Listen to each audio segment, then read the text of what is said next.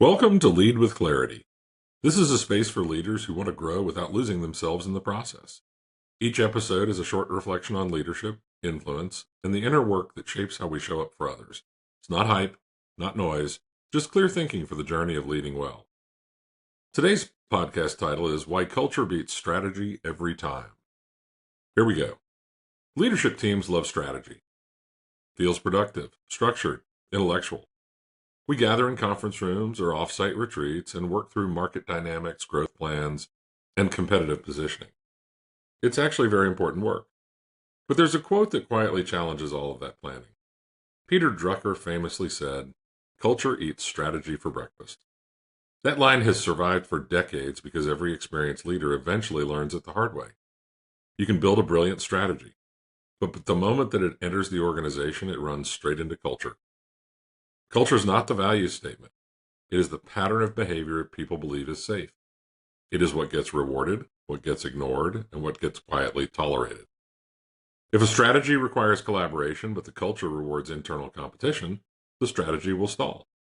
If the strategy demands innovation, but the culture punishes mistakes, the strategy will suffocate. People do not execute strategies. They execute the behaviors that feel normal inside the organization. I remember a leadership conversation where a company had invested months building a transformation strategy. Everything on paper made sense. New markets, new products, new operating model, but the culture still rewarded protecting territory and avoiding risk. The strategy was sound, but the culture was stronger. This is where many leaders misread the quote. Some hear it and assume strategy doesn't matter. That is not the lesson. Strategy matters deeply, but strategy sets direction. Culture determines whether people move. Leadership is the bridge between the two. Leaders shape culture through the signals they send every day, what they praise, what they question, what they allow to continue. Culture is built through thousands of small moments. The meeting where someone challenges an idea safely, the moment the leader admits a mistake, the decision to reward collaboration instead of individual heroics, people simply having a sense of humor at times in the workplace.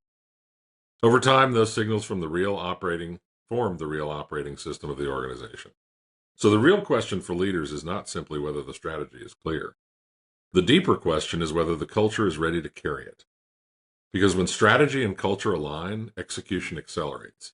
And when they do not, the culture will win every time. Leadership at its core is the work of aligning the two. And that work begins with the example that leaders set each and every single day.